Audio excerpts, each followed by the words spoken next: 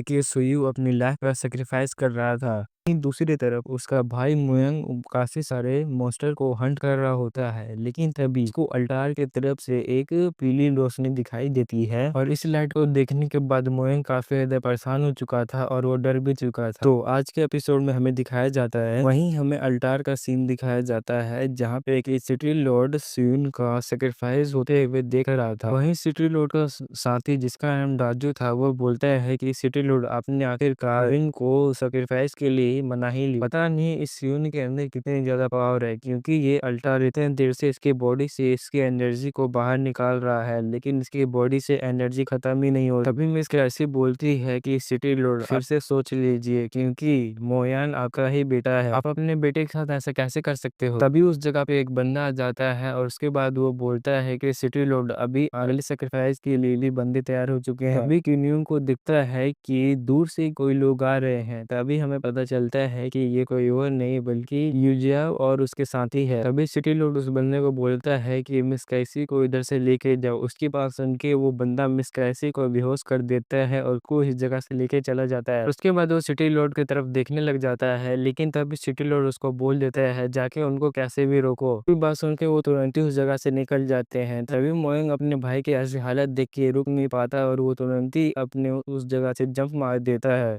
तभी हम देखते हैं कि मोयंग के ऊपर किसी ने अटैक कर दिया था, जिस वजह से मोयंग के चेहरे पे एक कट लग गया था। मोयंग जैसे ही नीचे आता है उस अटैक को डॉज करके वैसे ही उसके ऊपर किन्युंग अटैक कर देता है। साथ ही में उसका साथ देने के लिए डाजू भी चला गया था, लेकिन मोयंग ने बड़े ही आसानी से उन दोनों को हरा दिया था और उनको पीछे हटा दिया था, जिससे कि किन्युंग की हालत खराब हो गई थी। और उसके बाद मोयंग ने किन्युंग के ऊपर अपना हाथ रख के उसको अपने कोनी में दबा लिया था। अभी मोयंग किन्युंग से पूछता है कि तुमने ऐसा क्यों किया। तभी किन्युंग हंसते हुए बोलता है कि तुम्हारे ब्रदर की सेक्रीफाइस करने की बारी आई तो तुम घबरा रहे हो, और जब तुमने मेरे लोगों को मारा तब तुम्हें ये ख्याल नहीं आया था। लेकिन मोयंग को अपनी गलती का एहसास था, इसीलिए वो तभी मोयंग किन्युंग से माफी मांगते हुए कहता है कि वो मुझसे जानबूझ के नहीं हुआ था, मैं आउट ऑफ कंट्रोल हो गया था, इसी वजह से वो सब हुआ था। लेकिन किन्युंग तो ये सब सुनने को राजी ही नहीं था। मुझे तुम्हारी माफी नहीं चाहिए, मुझे तुम्हारी जान चाहिए, या फिर तुम्हारी हो या फिर तुम्हारे भाई की। उसके बाद बोलता है कि तुम्हारे और मेरे बीच फाइट में कोई भी नहीं आएगा। इतना कहकर उसने अपने हाथ पे एक कट लगा लिया था, जिस वजह से उसकी पावर बढ़ गई थी। इसी के साथ वो बोलता है कि तुम्हारे ही वजह से मेरी माँ मर गई थी, लेकिन तुम्हारा भाई सुयन नहीं मरा। जब उसके पैर खराब हो गए थे तभी उसको मर जाना चाहिए था। इतना कहकर उसने मोयंग के ऊपर अटैक कर दिया था। लेकिन वहीं दूसरी तरफ अल्टार का सीन दिखाया जाता है, जहाँ पे के सिटी लॉर्ड उस प्रोसेस को और तेज कर देता है और साथ ही में उसके चारों ओर एक बैरियर भी बना देता है। तभी यूजिया बोलती है ये तो बहुत ही ज्यादा बुरा हुआ, कहके वो उसको बचाने के लिए जाने लग जाती है, लेकिन तब भी उसका हाथ पकड़ के नांजी रोक देता है। नांजी बोलता है कि आखिरकार तुम कर क्या रही हो। इस बात को सुनते यूजिया बोलती है कि मैं अपनी आंखें तो बंद नहीं कर सकती, मेरे सामने ही ब्रदर यूजियाओ की जान खतरे में है, तो इसीलिए मैं उनकी मदद करने के लिए जा रही हूँ और ये मेरा खुद का डिसीजन है। अगर मुझे इस बात के लिए हेवन में पनिश करेगा तो कोई बात नहीं। आखिरकार इस सिटी लॉर्ड को हो क्या गया है कि ये अपने ही बेटे को सेक्रीफाइस करने के लिए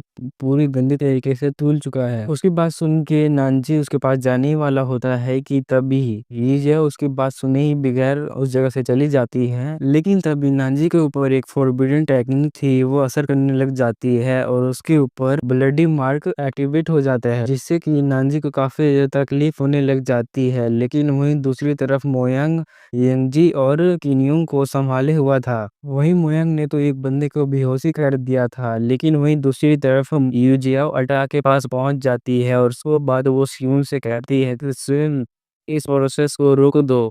लेकिन दूसरी तरफ स्यून तो उसकी बात सुन ही नहीं रहा था। उसकी ऐसी हालत देख के यूजिया अपनी पावर का यूज करते हुए उस बैरियर को तोड़ने की कोशिश करती है और उसके बाद वो अपने मन में पढ़ने लग जाती है कि नानजी ने जो मुझे पावर दी थी बक्को ने को सबको इसी बती है। उसके बाद यूजिया उस बैरियर को तोड़ने लग जाती है, जिस चीज को देख के सिटी लॉर्ड अपने पावर का यूज करते हुए उन बैरियर को तोड़ने से यूजिया को रोक देता है और यूजिया को बोलता है कि तुम हमारी फैमिली के बीच में ना ही आओ तो बेहतर रहेगा। इस बात को सुन के यूजिया काफी ज्यादा गुस्सा हो जाती है और गुस्से में बोलती है कि सिटी लॉर्ड हमारे नजरों में क्या इंसान की कोई वैल्यू नहीं है। तुम इस जगह पे थोड़ी देर और नहीं रुक सकते क्या? हम कोई ना कोई रास्ता ढूंढ लेते इस बैरियर से बाहर निकलने का। तभी सिटी लॉर्ड यूजुआ को बोलते हैं कि तुमने अपने साथ एक गॉड को लेके आ गए हो, लेकिन तुमने हमें बताया नहीं, तो आखिरकार हम तुम पे विश्वास क्यों करें। लेकिन तभी सिटी लॉर्ड उस जगह पे डिमोनिक बर्ड को समन कर देता है और साथ ही में उससे यूजुआ के ऊपर अटैक कर देता है। इस चीज को देख के यूजुआ उसके अटैक को डिस्ट्रॉय करते हुए आगे से आ रहे 3 बर्ड को बड़े आराम से मार देती है, लेकिन उसके पीछे 2 बर्ड आ जाते हैं, जिसे देख के वो काफी ज्यादा घबरा जाती है। लेकिन तभी उस जगह पे मोयान आ जाता है और अपनी स्वॉर्ड का यूज करते हुए उन दोनों बर्ड को मार देता है, और उस जगह पे जो भी बर्ड बचे थे वो उसको भी मारने लग गया था। और सिटी लॉर्ड जब अपने बेटों को ऐसी हरकत करते हुए देखता है तो उसे काफी ज्यादा गुस्सा आ जाता है, और फिर सिटी लॉर्ड वापिस से वहाँ पे काफी सारे बर्ड को समन कर देता है, लेकिन मोयांग उनके बर्ड को काफी आसानी से मार ही जा रहा होता है। तभी हम देखते हैं कि यूजो वहाँ पे पेड़ का जड़ यूज करने लग जाती है और उससे काफी सारे बर्ड को मार भी देती है, और साथ ही में उससे सिटी लॉर्ड के ऊपर अटैक कर देती है। लेकिन सिटी लॉर्ड एंड टाइम पे जगह पे बैरियर बना लेता है, लेकिन तभी सिटी लॉर्ड काफी खतरनाक अटैक यूजर के ऊपर कर देते हैं, जिससे कि वो एक खंबे में जाके टकरा जाती है और वो काफी ज्यादा घायल भी हो जाती है। लेकिन वही यूजर तो हारने का नाम नहीं ले रही थी, वो वापस से खड़ा होकर सिटी लॉर्ड के ऊपर अटैक कर देती है और उनके बीच में काफी ज्यादा खतरनाक फाइट चलने लग जाती है। वहीं वहाँ पे 2 बंदे खड़े होते हैं, वो बोलते हैं लगता है हीवन अपने पुराने रूप में आने लग गई है। तभी मोयांग यूजियाओ से बोलता है कि लगता है सिटी लॉर्ड को किसी ने अपने वश में कर लिया है, इसीलिए वो हमारे ऊपर ऐसे अटैक कर रहे हैं। तभी हम देख पाते हैं कि सिटी लॉर्ड के हाथ में एक अंगूठी होती है।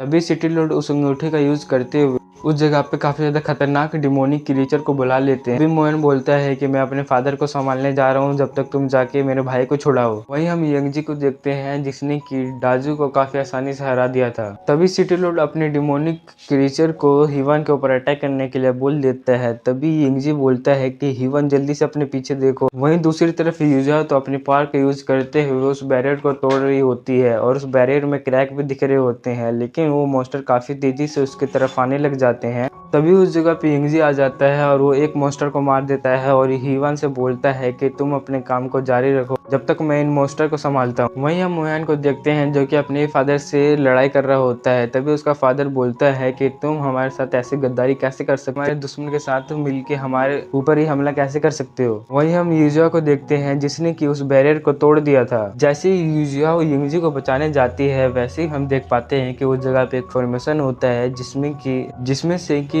4 हाथ बाहर निकलते हैं और वो यूजिया को उसके अंदर ले जाते हैं, फॉर्मेशन के अंदर ले जाते हैं। इस चीज को देख के तो यंगजी काफी ज्यादा परेशान हो चुका था। वहीं जो नानजी ने स्केपिंग तलिस्मान दिया था वो उसके सामने डिस्ट्रॉय हो गया था, जिस चीज को देख के नानजी काफी ज्यादा परेशान हो जाता है। दूसरी तरफ मिस कैसी भी उठ चुकी थी और वो आसपास देखने लग जाती है कि मैं कहाँ पे हूँ। तभी उसे पता चलता है कि मैं तो एक काल। तभी हम यूजिया को देखते हैं जो कि नीचे की तरफ गिर रही होती है, लेकिन तभी उसके चारों तरफ एक बैरियर बन जाता है और उस जगह पे एक नानजी की स्वॉर्ड भी आ चुकी थी और वो हिवन की मदद कर रही थी।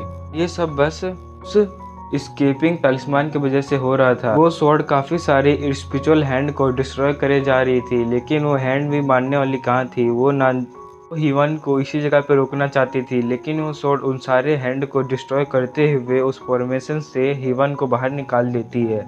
और जैसे ही हिवन बाहर निकलती है वैसे ही वो फॉर्मेशन को चला रहे होते हैं उन दोनों को उस जगह से दूर फेंक देती है, जिससे कि वो फॉर्मेशन डीएक्टिवेट हो जाता है। वहीं हम मोयांग को देखते हैं जो कि अभी भी सिटी लॉर्ड से फाइट कर रहा था, लेकिन सिटी लॉर्ड उसके ऊपर भारी पड़ रहा होता है। हम देखते हैं कि उस जगह पे आग की बारिश भी शुरू हो चुकी थी और साथ ही में उस बैरियर पे क्रैक भी आने लग गए थे। हम मिस काइसी को देखते हैं जो जगह पे लोग फंसे हुए थे उन सभी को उससे बाहर निकालने लग जाते हैं। तभी हम मोयांग को देखते हैं जो कि अभी भी सिटी लॉर्ड से फाइट कर रहा होता है। तभी मोयांग सिटी लॉर्ड से बोलता है, तभी मोयांग गुस्से में बोलता है कि मैं आपका साथ कभी भी नहीं दूंगा। इतना कह के वो अपने स्वॉर्ड का यूज करते हुए उनको पीछे फेंक देता है और वो अपने सबसे खतरनाक टेक्निक फिल्म टेक्निक का यूज करता है, जिससे कि उस जगह पे एक स्केलेटन मॉन्स्टर आ जाता है। चारों ओर से काफी ज्यादा आग निकल रही होती है और वो स्केलेटन मोयांग के तलवार में चली जाती है और वो मोयांग सिटी लॉर्ड के ऊपर अटैक कर देता है, लेकिन सिटी लॉर्ड उसके अटैक को काफी आसानी से रोक लेता है और अपनी पावर का यूज करते हुए मोयांग को एक जगह पे फ्रीज कर देता है। तभी मोयांग बोलता है कि आखिरकार आपने मेरे साथ करा क्या है, हिल क्यों नहीं पा रहा। सिटी लॉर्ड बोलते हैं कि इस खेल को खत्म करने का टाइम आ चुका है। इतना कहकर उसने एक फॉर्मेशन को एक्टिवेट कर दिया था, जिससे कि अल्टार के अंदर से एक पीली एनर्जी निकलती है और वो बादलों में घुस जाती है और साथ ही में जो बंदे प्रिजन में थे वो सभी बंदों को वो अपने अंदर खींचने लग जाती है, जिस चीज़ को देख के मिस कैसी वहाँ पे बैरियर बना लेती है, जिससे कि मिस काइसी तो बच जाती है लेकिन बाकी लोग बच नहीं पाते और वो आर्टिफैक्ट सारे बंदों को अपने अंदर खींचने लग जाता है। तो हेलो दोस्तों, जैसे कि हमने पिछले एपिसोड में देखा था कि सिटी लॉर्ड ने एक फॉर्मेशन एक्टिवेट कर दिया था, जिस वजह से टार के अंदर से एक पीली रोशनी बाहर आई थी और वो सभी लोगों को अपने अंदर खींचने लग गई थी। लेकिन मिस जून ने ये देख के अपने चारों ओर बैरियर बना लिया था, जिस वजह से वो उस अटैक से बच गई थी। लेकिन तभी वो आर्टिफैक्ट सभी लोगों को अपने अंदर एब्जॉर्ब करने के बाद वो सारी एनर्जी सुयून के अंदर डालने लग जाता है, जिस वजह से उसको काफी ज्यादा पेन होने लग जाता है। जिस चीज को देख के यूजियाओ काफी ज्यादा डर जाती है। तभी यूजियाओ बोलती है, नानजी क्या तुम मुझे सुन सकते हो? मुझे समझ में नहीं आ रहा है कि ये अल्टार से सुयून की एनर्जी को अब्जॉर्ब कर रहा था, लेकिन अब ये उल्टा उसी को एनर्जी दे रहा है। तभी नानजी उससे बोलता है कि क्या तुम मेरे लिए फॉर्मेशन वापिस से बना सकती हो? उसकी बात सुन के यूजियाओ वही फॉर्मेशन दोबारा बना देती है और हम देखते हैं कि ये नानजी की तरफ भी बन चुका था। और इस फॉर्मेशन को देखने के बाद नानजी बोलता है, ये तो डीमन फॉर्मेशन है। यूजियाओ उसकी बात सुन के बोलती है कि क्या तुमने डीमन किंग कहा? लॉर्ड के पीछे डीमन किंग का तो हाथ नहीं। तभी नानजी बोलता है कि अगर ये फॉर्मेशन रिवर्स हो गया है तो अब हम इसको नहीं रोक सकते। जिस बंदे ने इस फॉर्मेशन को बनाया है बस वही इस फॉर्मेशन को रोक सकता है। तभी यंगजी बोलता है कि मुझे लगता है कि ये बात तो बस सिटी लॉर्ड को इसे तुरंत अपने स्वॉर्ड पे निकल जाता है। वही हम मुइन सिटी को देखते हैं, जिसके ऊपर आग की बारिश हो रही थी और हम देख पाते हैं कि बैरियर काफी ज्यादा कमजोर हो चुका है और साथ ही में आग की बारिश तो रुक ही नहीं रही थी। इसी वजह से वो बैरियर भी ज्यादा देर तक नहीं टिक पाती और वो डिस्ट्रॉय हो जाती है और वो सारे आग के गोले सिटी के ऊपर तबाही मचाने लग जाते हैं। वही हम देखते हैं कि उस जगह पे पूरी तरीके से भगदड़ मच चुकी होती है। तभी यंगजी बोल रहा होता है कि ये सब क्या हो रहा है, लेकिन तभी उसके ऊपर कोई अटैक कर देता है और उस अटैक से वो बेहोश हो जाता है। तभी हम सिटी लॉर्ड को देखते हैं जो कि मोयन को अब बात सुन ही नहीं रहा होता है। तभी हम देखते हैं कि आधे घंटे बाद चैंगजी जी को दिखाया जाता है, इसके गले पे नानजिन ने अपना तलवार रख रखा था। तभी वो बोलता है कि गॉड ऑफ वॉर, आपको इस हिडन वर्ल्ड के मैटर में घुसने की कोई भी जरूरत नहीं है। अगर आप ऐसा काम करोगे तो आपकी क्या इज्जत रह जाएगी। तभी नानजी बोलता है कि बकवास करना बंद करो, जो तुमने सुयून के ऊपर फॉर्मेशन लगाया है उसको जल्दी से हटाओ। तभी चैंगजी मुस्कुराते हुए बोलता है कि क्या तुम्हें मास्टर की सोल नहीं ढूंढनी? तुम इस मामले में फंस कर अपना टाइम वेस्ट क्यों कर रहे हो? इस बात को सुन के नानजी बोलता है कि इवान की सोल ढूंढना मेरा काम है, उसकी सोल मैं कैसे न कैसे करके ढूंढ लूंगा, लेकिन तुम्हें इन लोगों के साथ ऐसा नहीं करना चाहिए था। तुम्हारा असली प्लान क्या है? फिर तुम ये सब कर क्यों रहे हो? उसकी ऐसी बात सुन के चैंगजी टेलीपोर्ट होकर उसके पीछे आ जाता है और बोलता है, गॉड ऑफ वॉर, मुझे ये तुम्हारी बात बिल्कुल भी अच्छी नहीं लगी, इसीलिए मैं तुम्हें ये बात बताना जरूरी नहीं समझता। इस बात को सुन के नानजी को काफी ज्यादा गुस्सा आ जाता है और वो उसके ऊपर अटैक कर देता है और उन दोनों के बीच में काफी शानदार फाइट होने लग जाती है। वहीं हम देखते हैं कि चैंगयू नानजी से क्लोज में भी काफी अच्छे से फाइट कर पा रहा होता है, लेकिन नानजी तो नानजी ठहरा, जिस वजह से वो उसको पीछे हटा देता है और वो अल्टार की तरफ काफी तेजी से जाने लग जाता है। वहीं हम सिटी लॉर्ड को देखते हैं जो कि अपने होश में आ चुका होता है। चैंगयू का पावर उससे हटने की वजह से मोयांग का अटैक अपने डैड के ऊपर लग जाता है, जिसके वजह से वो उस खाई में गिरने लग जाते हैं। लेकिन वो गिरते गिरते वो मोयांग पे आखिर अटैक करके उससे उस जगह से दूर फेंक देते हैं और बोलते हैं, जाके सुइन की मदद करो। वहीं मोयांग अपने फादर की ऐसी हालत देख के काफी ज्यादा डर चुका होता है, लेकिन तभी हमें सुई को दिखाया जाता है जो कि अपने स्पिरिचुअल वर्ल्ड में होता है और हम देख पाते हैं कि वो ट्रेजर सुयुन की सोल को डिस्ट्रॉय करने की कोशिश कर रहा होता है, उसको अपनी बातों में लाना चाह रहा होता है। तभी सुयू अपने मन में अपनी फादर की बात याद आती है कि हजारों सालों से कैद है और हम यहाँ पे क्या क्या फेस किए हैं वो तो हमें ही पता है और हमारे पूरे ट्राइब की जिम्मेदारी मोयंग के ऊपर सौंप देना बेहतर रहेगा, क्योंकि उससे अच्छा लीडर कोई और नहीं मिल सकता।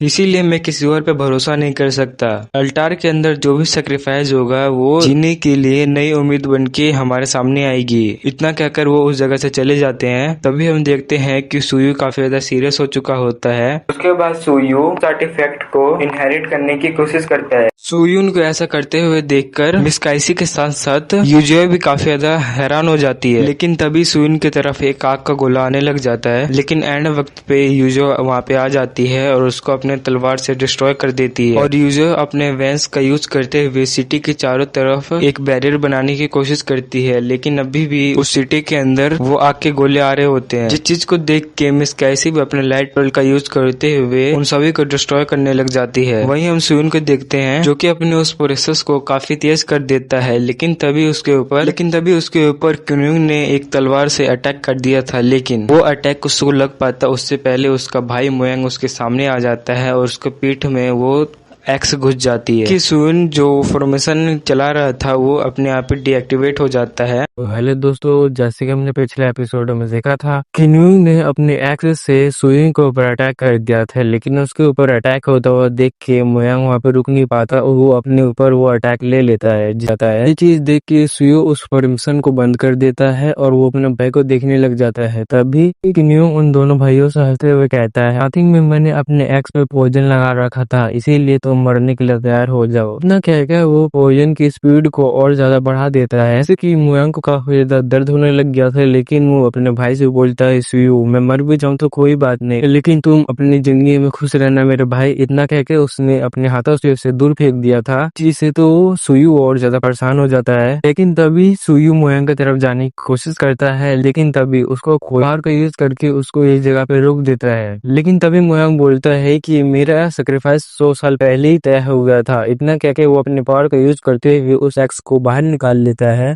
पॉइजन लगा हुआ था, और साथ ही में मोयांग ने अपनी स्वॉर्ड को भी बाहर निकाल लिया था और उससे बर्निंग स्वॉर्ड टेक्निक का यूज करते हुए न्यूंग का खिस्सा यहीं पे खत्म कर देता है। लेकिन वही इतने ज्यादा पावर यूज करने की वजह से मोयांग की भी हालत काफी ज्यादा खराब हो जाती है और वो ये बेहोश हो जाता है। और जब यूजो ये सब देखती है तो वो उस जगह पे काफी ज्यादा उसका सर दर्द करने लग जाता है और उसको हिवन की मेमोरीज याद आने लग जाती है, जिस जगह पे छोटी वाली हिवन अपनी मदर के लिए रो रही थी। और वहीं इस जगह पे यूजिया को उन दोनों भाई के अंदर अपनी मदर दिखाई दे रही थी, जिस चीज को देख के वो काफी ज्यादा परेशान हो रही होती है। और साथ ही में उसने मोयांग और उसके भाई के ऊपर अपना रूट्स को चारों ओर से कवर कर दिया था, जिससे कि उसको कोई अटैक न लग पाए। लेकिन तभी वो दोनों उस ट्रेजर का यूज करते हुए उस रूट्स को तोड़ते हुए बाहर आ जाते हैं। वही उन दोनों भाइयों ने उस आर्टिफैक्ट में अपनी सारी एनर्जी डाल दी होती है, जिस वजह से वो आर्टिफैक्ट पूरी तरीके से चार्ज हो चुका होता है, जिस वजह से वो सीधा जाके यूजर के सर में घुस जाता है। और तभी हम देख पाते हैं कि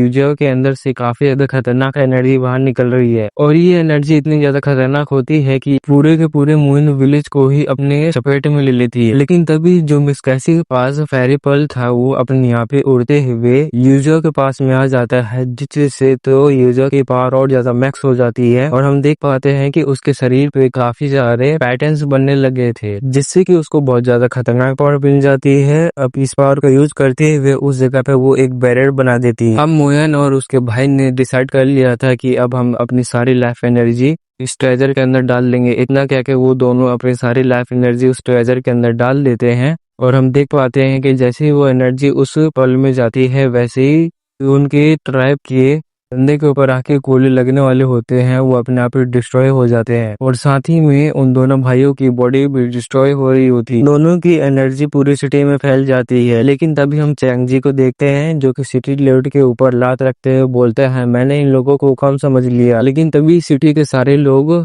उसको डीमन किंग कहने लग जाते हैं और बोलते हैं, प्लीज आप हमें छोड़ दीजिए। लेकिन उनकी बात सुन के भी चैंग जी को कुछ फर्क नहीं पड़ रहा होता है, और वो बोलता है, तुम इस बैरियर के अंदर रह के तुम मेरे कोई भी काम नहीं आओगे, और तुम इतनी ज्यादा कमजोर हो कि तुम मेरे गॉड्स के साथ फाइट में कोई काम भी नहीं आ सकते। लेकिन तभी चैंग जी अपने पावर को यूज करता है, जिससे कि यूजर के हाथ पर बन जाते हैं, और साथ ही में उसकी पावर भी डीएक्टिवेट हो जाती है, और जो उसने बैरियर बनाया था वो भी डिस्ट्रॉय हो जाता है। लेकिन तभी चैंग जी यूजर से बोलता है, तुम ज्यादा होशियार बनने की कोशिश न करो, मुझे पहले से पता है कि तुम मेरी मास्टर नहीं, मुझे जल्दी से बताओ कि मेरी मास्टर कहाँ है। ठीक में उसने यूजर का गला भी पकड़ लिया था और बोलता है कि अगर तुमने मेरे को उस बारे में नहीं बताया तो इस पूरी मोइन सिटी को डिस्ट्रॉय कर दूंगा। इतना क्या कि उसने उन सभी के ऊपर ग्रेविटी प्रेशर लगा दिया था, जिससे कि मोइन सिटी में जो भी रहने वाले थे उनको काफी ज्यादा तकलीफ होने लग जाती है। तभी यूजर चंगी से बोलती है कि आखिरकार तुम ये सब क्यों कर रहे हो, और तुम्हें ये सब करने से कोई फायदा तो होगा नहीं, तो तुम ये कर क्यों रहे हो। लेकिन यूजर की ये सब बातें सुनने के बाद भी चंगी उससे बोलता है कि तुम अभी इस कंडीशन में नहीं हो जो तुम मेरे ऊपर शर्तें रख सको। बेहतर रहेगा तुम मेरी मास्टर के बारे में मुझे बता दो, नहीं तो मेरा पेशेंस बहुत ही ज्यादा कम होता जा रहा है, और अगर मेरा पेशेंस खत्म हो गया तो इस सिटी को पूरी तरीके से डिस्ट्रॉय भी कर सकता हूँ मैं। तभी यूजिया उससे बोलती है कि अभी हिवन मरी नहीं है। इस बात को सुन के तो चेंजी काफी ज्यादा हैरान हो गया था और पूछता है कि आखिरकार तुम कहना क्या चाह रही हो। लेकिन तभी नंजी की आवाज आती है और वो बोलता है, तुम अपने दिल से पूछो कि हिवन कभी मर सकती है। तभी हम देखते हैं कि चंगजी एक अलग ही जगह पे पहुंच चुका था, जिस जगह पे हिवन खड़ी हुई थी। तभी हिवन बोलती है कि मैं तुमसे इतनी इम्पोर्टेंट बात कर रही हूँ और तुम्हारा ध्यान किस जगह पे है। मैं चाहती हूँ कि तुम मुझे गॉड्स में फाइट करने में मदद करो, वैसे भी तुम इस हिडन वर्ल्ड के डीमन किंग हो। तभी चंगजी बोलता है कि इससे मेरा क्या फायदा होगा। फिर वो बोलता है कि मास्टर, मैं आपसे इसके बदले एक रिवॉर्ड चाहता हूँ। जिस बात को सुन के हिवन बोलती है, मुझे ये बात समझ में नहीं आई, विस्तार में जरा समझा। तभी चेंगजी बोलता है कि जैसे ही डेमन का लैंड पूरी तरह से स्थापित हो जाएगा, मैं अपनी फैमिली बनाना चाहता हूँ। जैसा कि आप जानते ही हो कि इस पूरी जगह पे आप ही राज करती हो। अगर मैं इसको दूसरे शब्दों में कहूँ तो आप मेरी ह्यूमन क्वीन हो, मैं आपसे ही शादी करना चाहता हूँ। इस बात को सुन के हिवन बड़े प्यार से बोलती है, इसका मतलब तुम मेरी बहुत ज्यादा केयर करते हो। इस मौके का फायदा उठाते हुए चेंगजी इवन को अपने बाहों में ले लेता है। मैं सच में तुमसे बहुत ज्यादा प्यार करता हूँ, मैं तुमसे ही शादी करना चाहता हूँ। उसके साथ इतना कह के उसने अपनी गोल्डन सील को भी बाहर निकाल दिया था। उस गोल्डन सील को लेने के बाद हिवन बोलती है कि जैसी तुम्हारी इच्छा वैसी हो। लेकिन तभी बेचारे का सपना टूट जाता है। फिर उसे पता चलता है कि ये तो बस मेरा सपना। तभी चेंगजी बोलता है कि नानजी तुमने अपनी करी। तभी नानजी उसे बताता है कि मेरा ये इल्यूजन छुपे हुए डिजायर्स को बाहर निकाल।